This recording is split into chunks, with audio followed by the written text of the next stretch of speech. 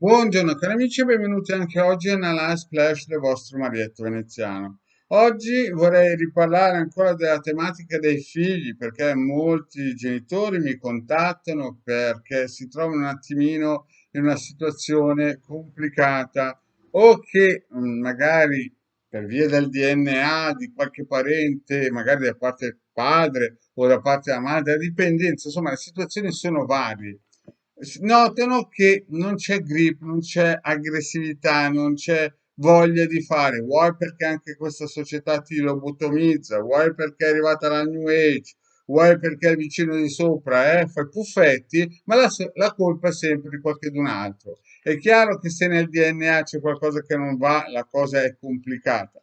Però è chiaro anche che non è che tutti devono scaricare la corsa, no? Allo scaricabarile, no? Bisogna prendersi le proprie responsabilità e se qualcuno si rende conto che il figlio è un attimino claudicante, allora ci sono due tipi di genitori: quelli che buttano il problema dietro le spalle e si mettono due fette di fichi davanti agli occhi o di salame, e gente che invece vuole prendere dei correttivi, genitori saggi che vogliono pensare al bene anche karmico dei propri figli. E allora si attivano chiaramente sapendo benissimo che la prima azione da fare è il campo eterico. Se non si muove il campo eterico, voi potete star lì a picconare tutto quello che volete, ma alla fine la cosa ritorna ai piedi della scala.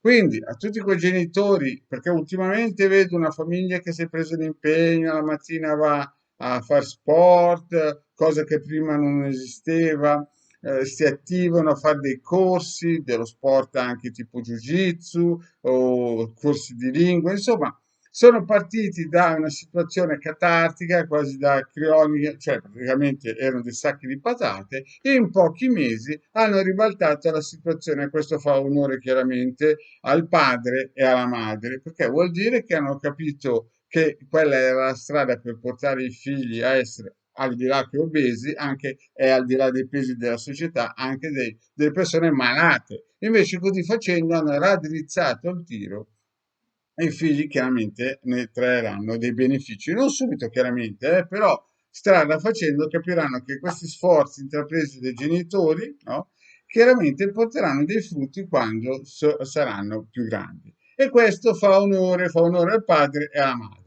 Poi invece sento gente che mi contatta o perché pensa che basta chiamare l'arcangelo Michele e tutto cambia, o perché pensa che basta parolina magica per trovare un parcheggio e il figlio diventa Einstein, no? Neanche fosse un cliente fisso dell'Eurospin. Insomma, cari miei, ci sono due tipologie di persone: quelli del fare e quelli del dire, dell'apparenza, quelli che vanno in giro con macchinoni grossi che però proprio non ce n'è.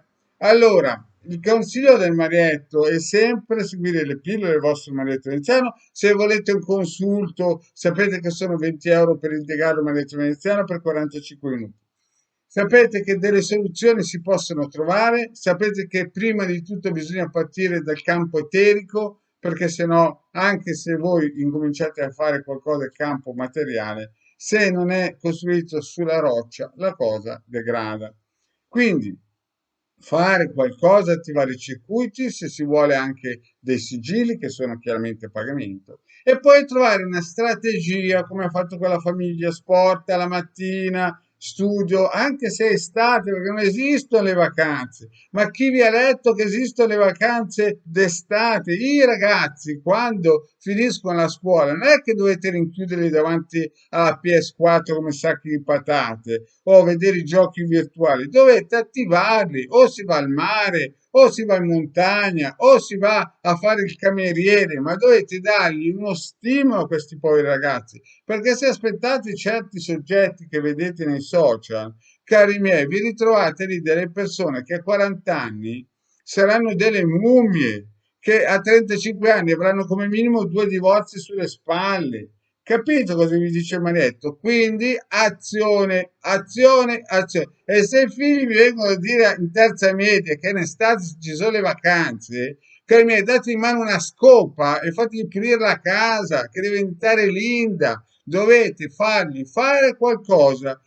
Se non siete in condizioni economiche di fargli fare dei corsi, allora mandateli a lavorare per il comune a raccogliere la spazzatura. Che male non gli fa? Io conosco gente che a 15 anni vanno a lavorare per il municipio a raccogliere e pulire i cessi, che non è degradante, è una valorizzazione di gente che vuole fare. Infatti quel ragazzo lì poi nella strada adesso ha conquistato un posto importante, ma lui potrà sempre dire io sono partito da zero. Quindi, se volete fare qualcosa di buono ai vostri figli, se vi dicono io adesso sono in vacanza, gli date in mano una scopa. Se non avete il coraggio di andare al municipio a chiedere voglio che mio figlio tolga i sacchi di spazzatura dal comune, dategli una scopa, un aspirapolvere e fategli fare qualcosa in casa. Ma fare, avete capito? Fare, perché senza il fare non funziona nulla. E chiaramente poi, prima di tutto, bisogna partire con i circuiti energetici giusti, perché sennò alla fine si ritorna ai piedi della scala. Bene, cari amici, grazie di avermi ascoltato. Sapete che se volete un consiglio, un consulto del legale Marietto Veneziano, noi ci siamo per voi.